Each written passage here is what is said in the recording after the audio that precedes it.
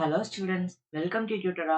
நாம இன்னைக்கு இந்த வீடியோல 12th கெமிஸ்ட்ரி சாப்டர் 13ல போன வீடியோல பார்த்துட்டீங்கன்னா இன்டீரியர் கொஸ்டினா டாட்டோமெரிசம் அப்படின்ற கொஸ்டின் பார்த்தோம். இப்போ அந்த டாட்டோமெரிசம்ல இருந்து வர ஒரு பிரான்ச் கொஸ்டின் தான் அது. அதாவது டிஃபரன்ஸ் பிட்வீன் நைட்ரோஃபார்ம் அண்ட் அசிஃபார்ம் அப்படின்னு கேட்பாங்க.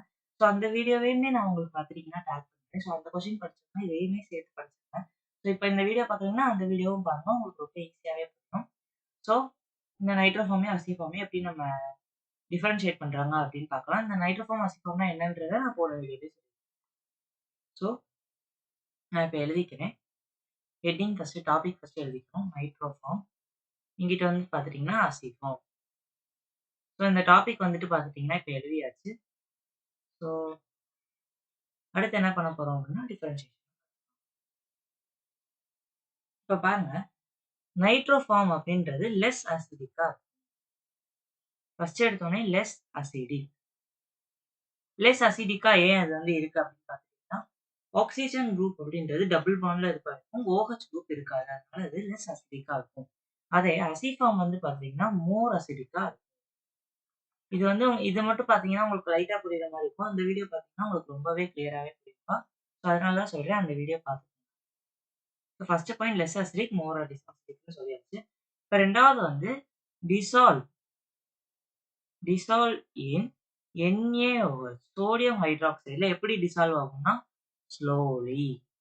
இங்கே ஸ்லோவா ஆகும். அதே மாதிரி இங்கிட்டு பார்த்தீங்கன்னா டிசால்வ் இன் NaOH ஃபாஸ்ட்லி அப்படின்னு சொல்லலாம், இல்லைன்னா இன்ஸ்டன்ட்லி, அதாவது உடனே கரைஞ்சிரும் அப்படின்னு சொல்றாங்க.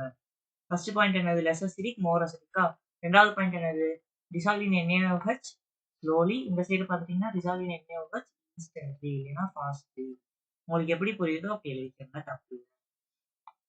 ஸோ மூணாவது பாயிண்ட் பார்த்துட்டீங்கன்னா decolorizes FeCl3 solution. Decolorizes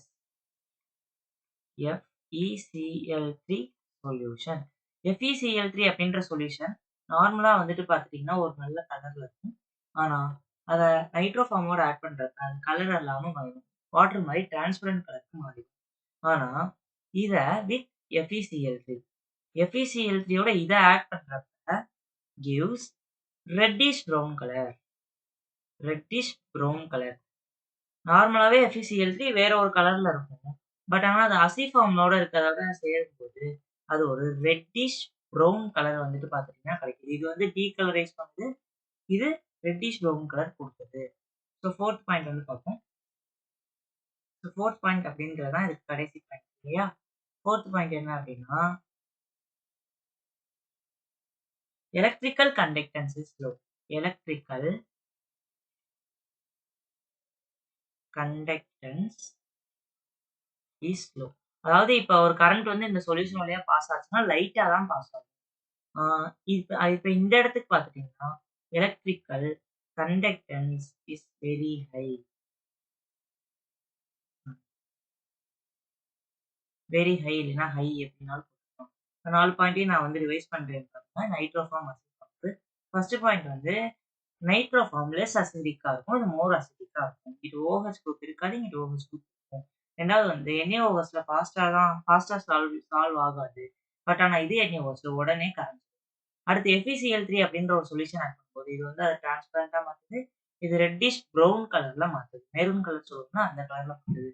இதுல நம்ம எலக்ட்ரிசிட்டி கண்டக்ட் பண்றது ரொம்ப ஸ்லோவா தான் இருக்கும். இதுல உடனே பார்த்தீங்கன்னா எலக்ட்ரிசிட்டி கண்டக்ட் ஆகுது. ஸோ இந்த 4 பாயிண்ட்ல ஏதாச்சும் 3 பாயிண்ட் மட்டும் நீங்க எழுதுனீங்கன்னா கூட போதும்பா. ஏன்னா அது 3 மார்க் 2 மார்க்ல மட்டும் கேட்பாங்க. ஸோ அவ்வளவுதான் இந்த வீடியோ. தேங்க்யூ.